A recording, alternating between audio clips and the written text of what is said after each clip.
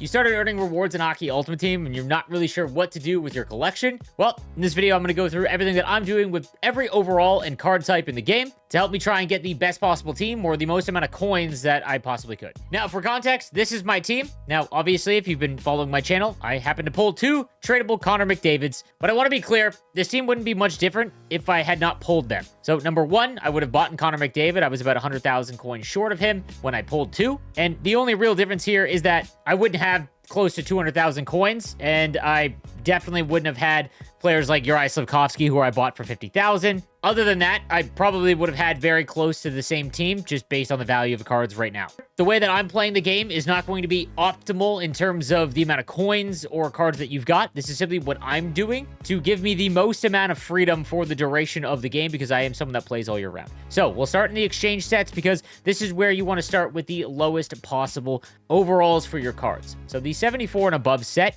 it will require any 74 to 75 overall player item. Whether it's tradable or untradeable, you want to put these cards into this set. Even if they are tradable and you're able to sell these cards for like 400 coins, you could go that route and get a few extra coins, but I'm simply just cashing in everything here and getting a 76 to 77 overall player. I'm keeping it very simple. Now, cards above 75 overall in the 76 and above set, anything that is 76 or 77 and above, whether it's untradeable or tradable, also goes into this set. And again, the reason for that is if you get a 78 or 79 player, it usually works out to more than what you'd be able to sell these cards on the auction house for, because even if you are able to sell them, you're going to only get about 400 coins, and 400 times 4 is not going to be more than what a 78 or 79 overall player item is, whether it's untradeable or not. So anything 77 all the way down, I would throw into these exchange sets, whether it's tradable or untradeable. I just don't mess around with the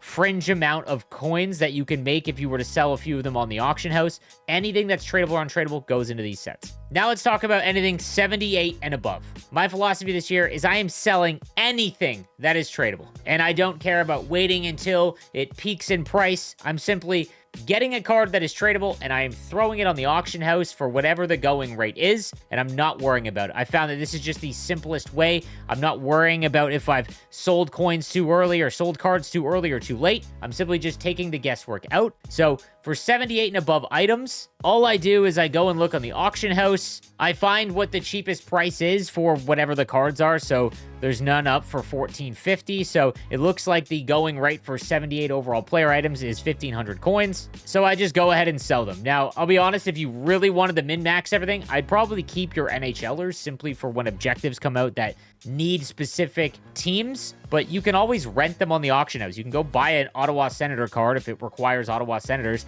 buy them for 10,000 coins, finish the objectives, and then immediately put it up in the auction house, and that's the same price, essentially. So anything that is tradable above 78 overall goes onto the auction house. Now, when it comes to untradeable cards, this is where things get a little bit different. Now, for 78 overall items that are untradeable, you want to put them in the event set. Specifically, this one right here, the 80 overall Check My Game set. This is the current event that is out.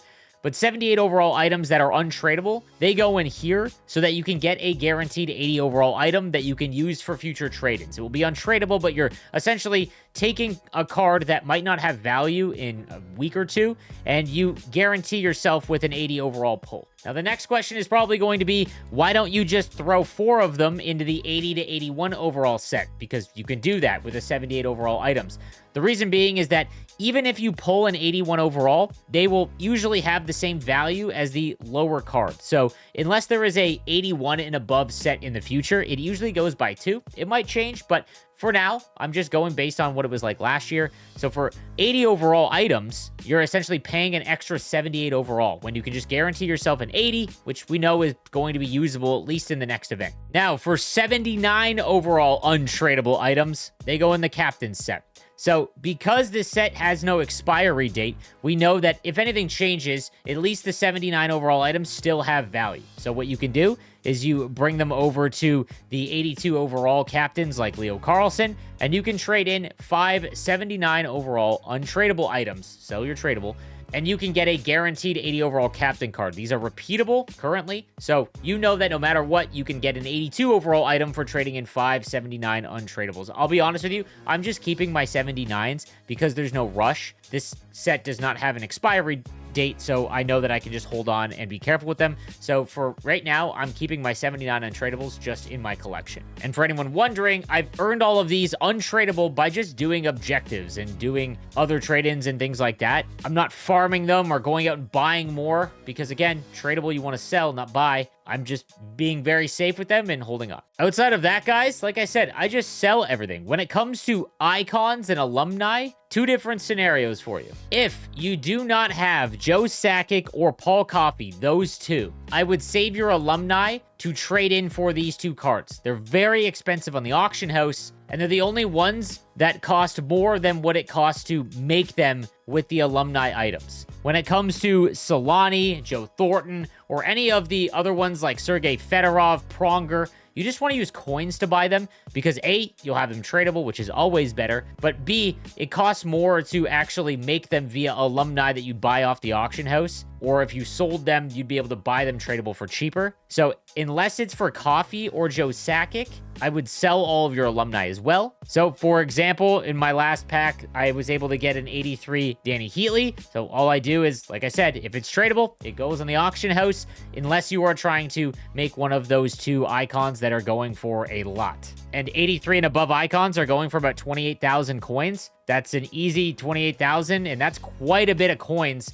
at this stage of the game, so I'll just put him up undercut just slightly, and he's on the auction house. Again, I want to reiterate, I don't think this is the prime best way to ensure you be absolutely rich and loaded in this game, but I'm making it extremely simple. This way I have as many coins as I possibly can, so if I want to try out a new card that's on the auction house, I can go and do that. If I don't like it, I can put it back up on the auction house and get my coins back. It also makes it very easy when you're overwhelmed with decision on what do I do with all of these cards. Very, very simple. And this is going to change as the season goes along because the overalls will change in terms of the threshold to make different sets. So that being said, I hope this helps. Let me know if you have any questions in the comment section down below. I'll see you next time.